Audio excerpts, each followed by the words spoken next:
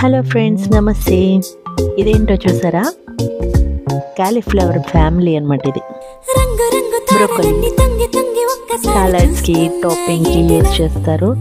ఇంకా మనం కర్రీ చేసుకున్నట్లయితే చాలా బాగుంటుంది. మటర్ వేసుకొని కర్రీ చేసుకుంటే చాలా బాగుంటుంది. చాలా ఈజీగా సింపుల్గా అయిపోతుంది.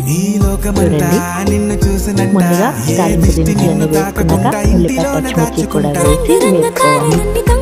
కాలీఫ్లవర్ని సాల్ట్ వాటర్లో ఎలా వాష్ చేసుకుంటామో అలాగే ఈ బ్రోకలీని కూడా అలాగే సాల్ట్ వాటర్లో, హాట్ వాటర్లో వాష్ చేసుకోవాలి. ఇప్పుడు ఉల్లిపాయ పచ్చిమిర్చి వేగిన తర్వాత అల్లం వెల్లుల్లి పేస్ట్ కూడా వేసుకుని వేగాక పచ్చి బఠానీలు ఉంటాయి కదా, అవి కూడా వేసుకోవాలి.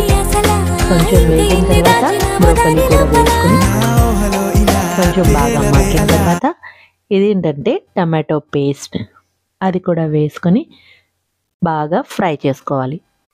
జీలకర్ర పొడి, ధనియాల పొడి కూడా వేసుకుని బాగా కలుపుకోవాలి. 5 నిమిషాలు మూత పెడితే మగ్గిపోతుంది. వాటర్ కూడా అవసరం లేదు. ఉల్లికాడలు, కొత్తిమీర వేసి సర్వ్ చేసుకోవడమే.